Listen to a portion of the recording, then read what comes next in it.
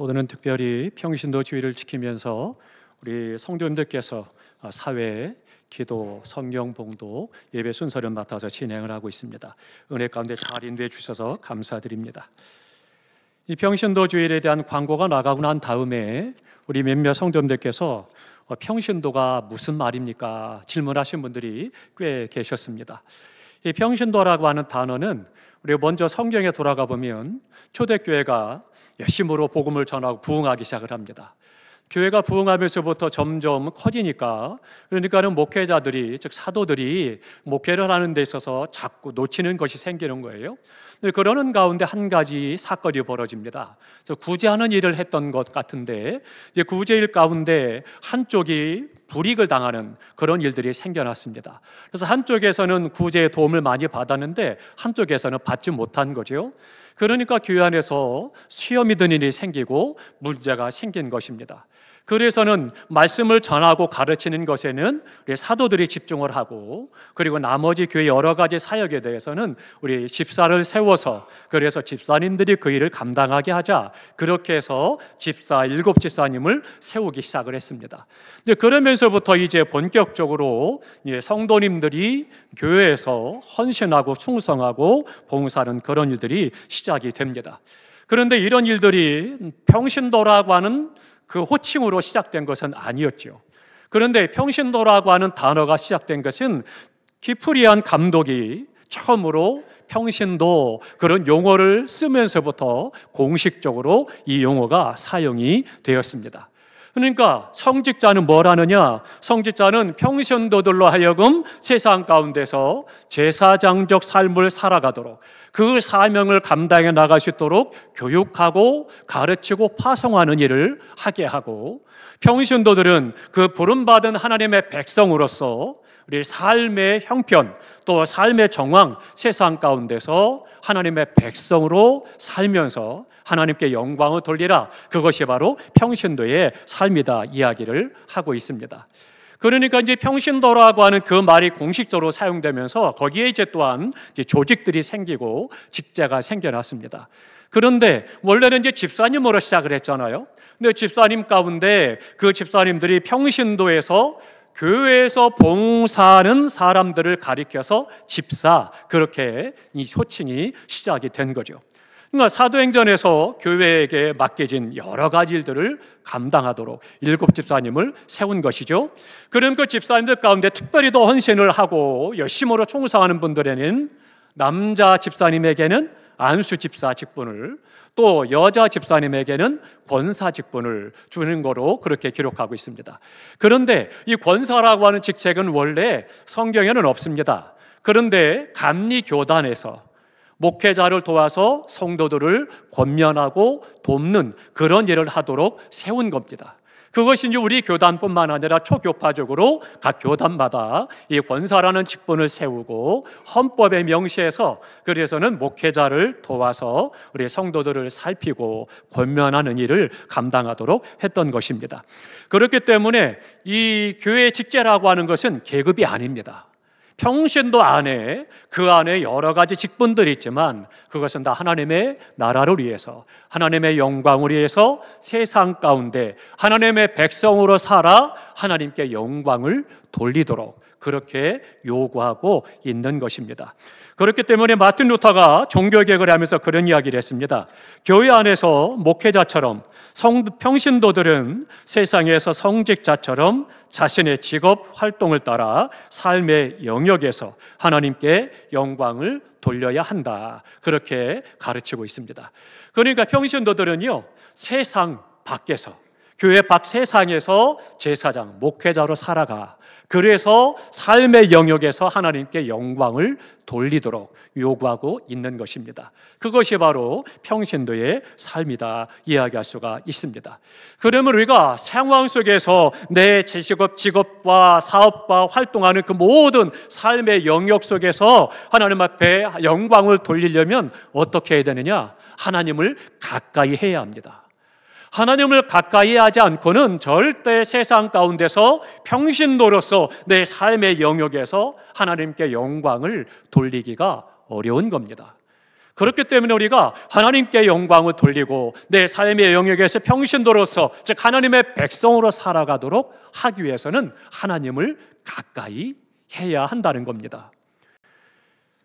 구약에서는요, 하나님을 가까이 한다는 것 참 어려운 일입니다. 하나님께서 성막을 짓도록 말씀하십니다.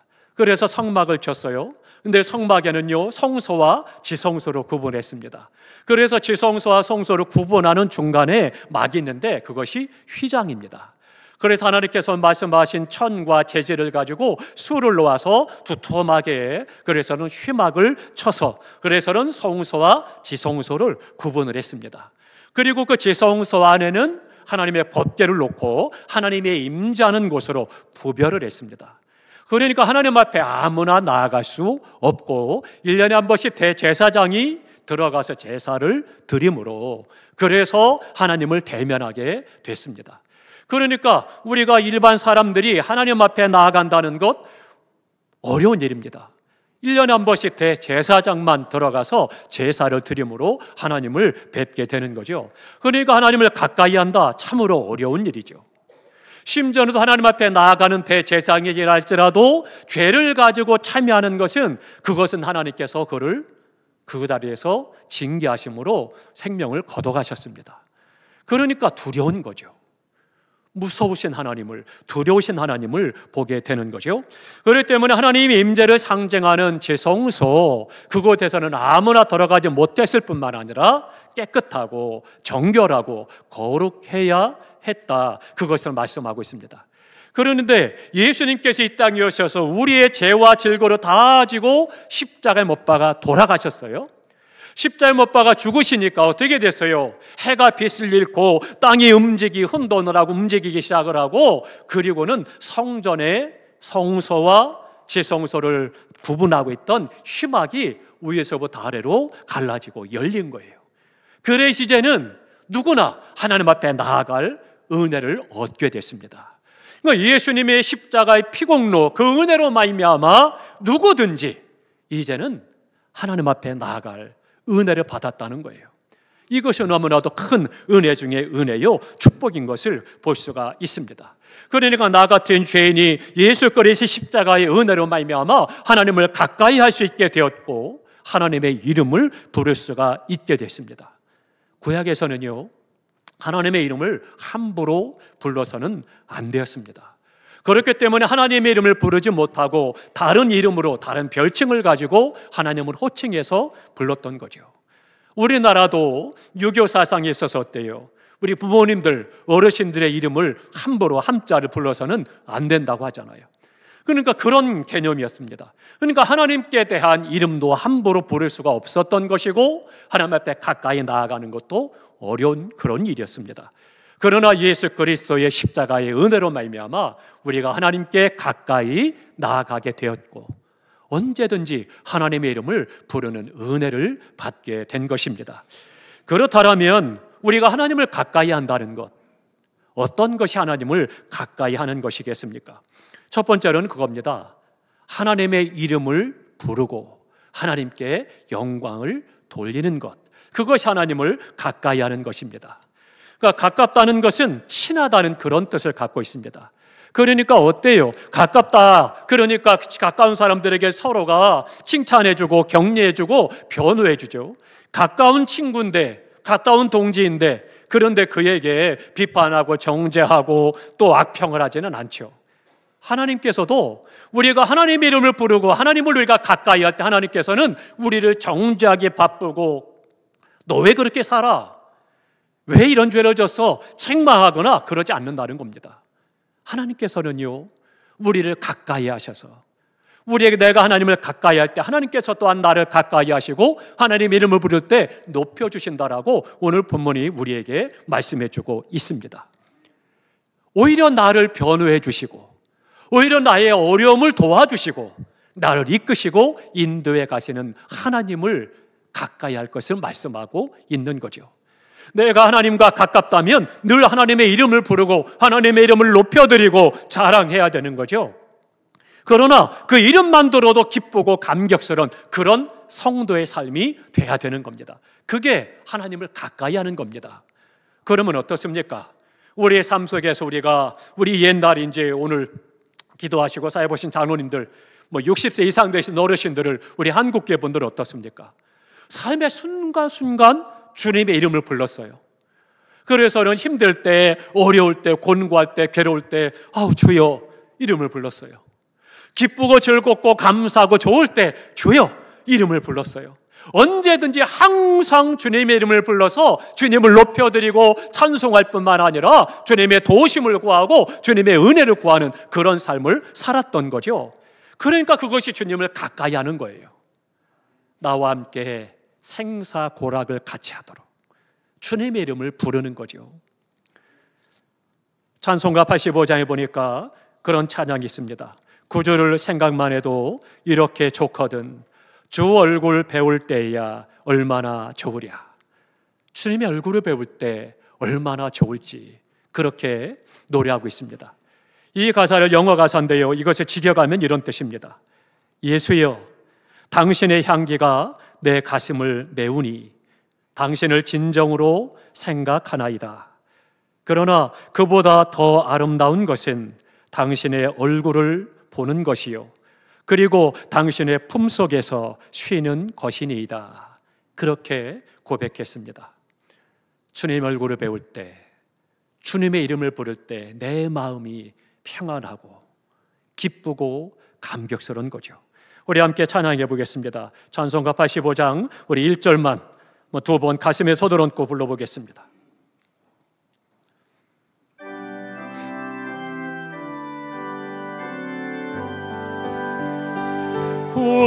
구주를 생각만 해도 이렇게 좋거든 주 얼굴 배울 때야 얼마나 좋으랴. 한 번 더 부릅니다. 구주를 생각만 해도 생각만 해도 이렇게 좋거든 주 얼굴 배울 때야 얼마나 좋으랴. 아멘. 주님의 얼굴 배울 때 얼마나 좋을까. 참 기쁘고 감사하고 감격스럽고 영광스럽겠죠.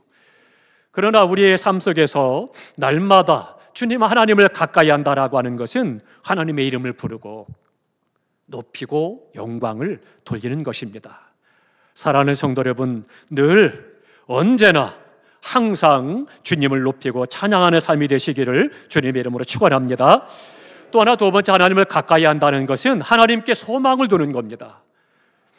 히브리서 7장 19절에 말씀합니다. 이에 더 좋은 소망이 생기니 이것으로 우리가 하나님께 나아가느니라. 하나님께 나아가는 자는 더 좋은 소망이 있다는 거예요. 하나님께 희망을 걸고 하나님을 기대하고 살아가는 사람이 하나님께 가까이 가는 사람입니다.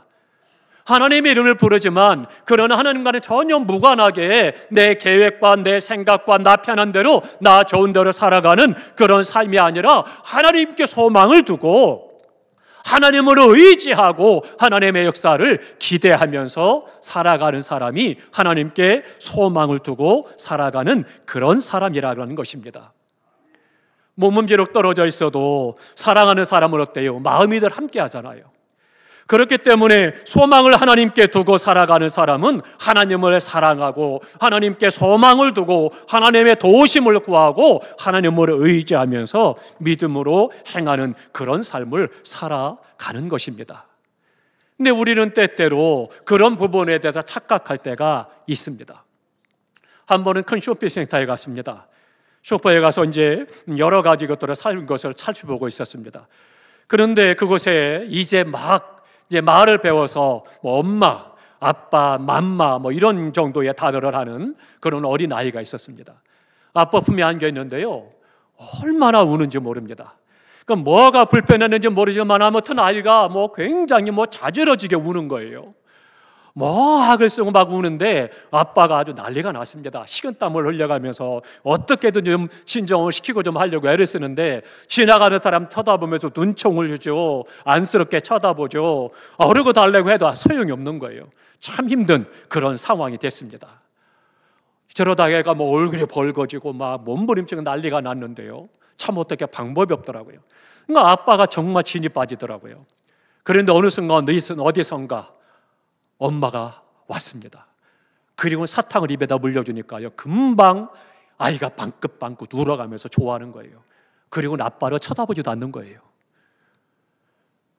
어쩌면 그것이 우리의 모습일지 모릅니다. 세상의 달콤한 사탕에 빠져서 세상의 명예와 권력과 재물과 건강과 세상 것에 빠져가지고, 그래서 하나님의 은혜와 하나님의 사랑과 하나님의 축복과 주신 사명에 대해서는 잊어버리고, 그리고 거기에 빠져 행하지는 않았는지를 우리가 살펴봐야 된다라고 하는 거죠. 어쩌면 이 아이의 모습이 오늘 우리가 순가순행하는 삶의 모습은 아닌지요.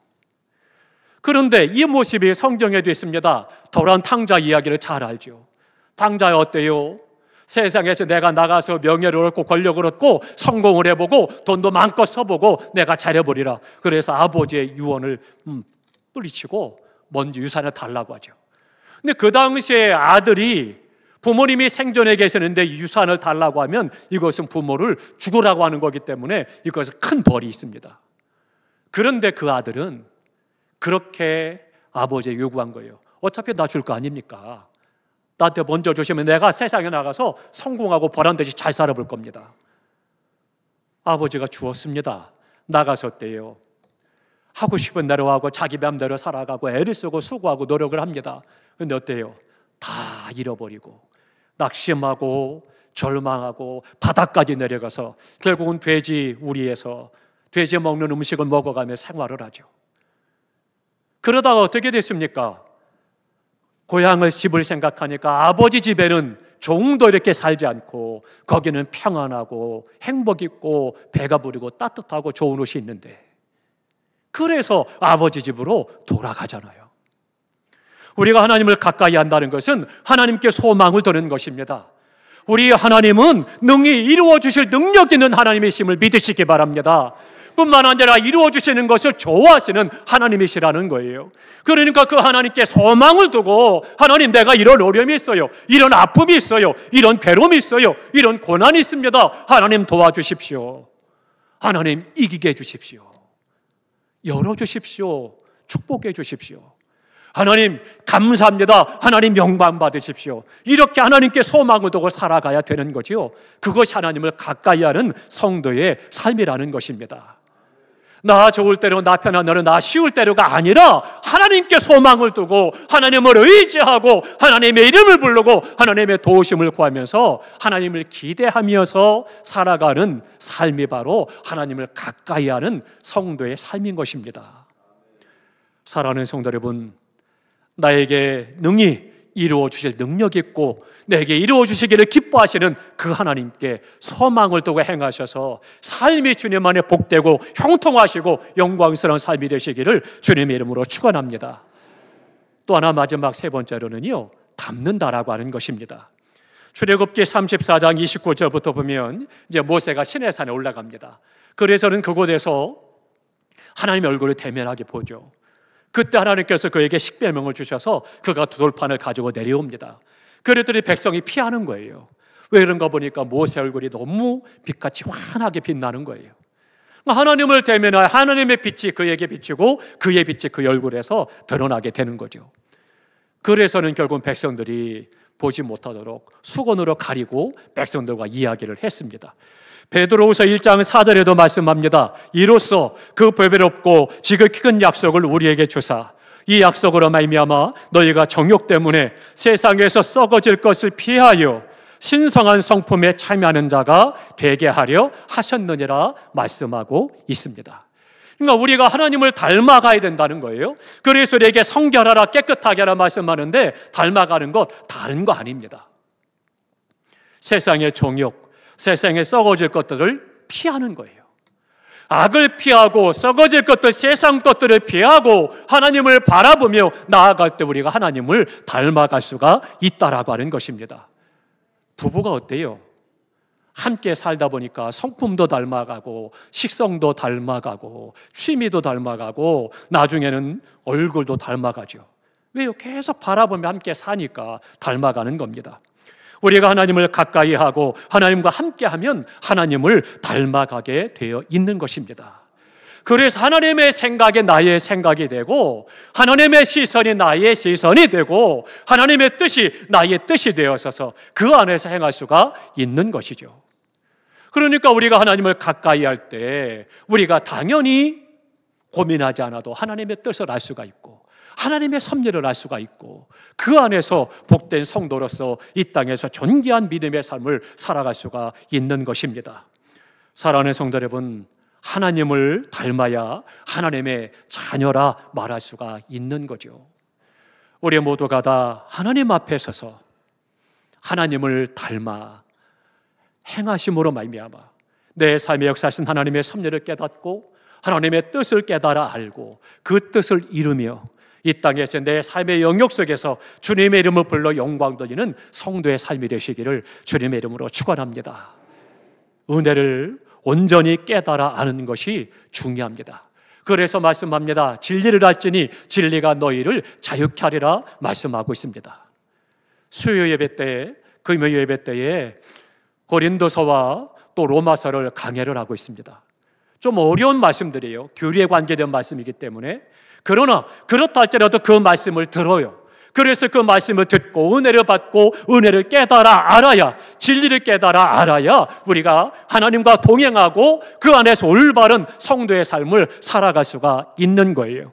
그러니까 내가 하나님을 가까이 하도록 그 안에서 하나님의 뜻을 깨달아 알고 하나님의 섭리를 알도록 열심히 수요예배 금요 기도를 참석하시기 바랍니다. 말씀을 잡고 듣고 배워서 그 안에서 우리가 하나님의 은혜를 올바로 깨닫고 올바로 신앙사를 할 때 우리가 삶의 영역 속에서 하나님의 이름을 부르고 하나님을 높여드리고 하나님께 영광이 될 뿐만 아니라 하나님의 은혜로 말미암아 우리의 삶의 문제들이 해결되어지고 형통한 삶을 살아갈 수가 있고 주님을 닮아서 고민하지 않고 신앙생활이 기쁘고 즐겁고 감격스러운 삶이 되는 것입니다. 경상도 할머니가 안동에서 예천으로 가게 됩니다. 그래서 시외버스를 타게 됐습니다. 그랬더니 건표하는 아가씨가 묻습니다. 할머니 어디 가시나요? 이렇게 질문했습니다. 그랬더니 할머니가 괘씸한 듯이 소리셨습니다. 그래, 내는 경상도 가시네다. 그런 니는 어디 가시냐고? 어디 가시냐고 여쭤봤더니 엉뚱한 말씀을 하시는 거예요. 가시나 여자라고 하는 것을 착각하신 거죠. 우리가 은혜를 제대로 알지 못하면, 말씀을 제대로 알지 못하면 그럴 수밖에 없는 거예요. 사랑하는 성도 여러분, 하나님을 가까이 하는 것, 오늘 말씀드린 것처럼 하나님의 이름을 부르고 하나님을 높이고 영광 돌리고 하나님을 기대하고 소망을 두며 주님을 닮아갈 때 우리가 가까운 삶을 살아갈 수가 있습니다. 우리 모두가 다 하나님을 가까이 하셔서 하나님의 은혜로 높임을 받고 우리의 삶이 주님 안에 영광스러운 삶이 되어지고 많은 사람이 부러워하고 기뻐하는 삶이 되어지고 평신도 성도로서 우리의 삶의 영역에서 하나님께 영광 돌리는 삶을 살아가시기를 주님의 이름으로 축원합니다.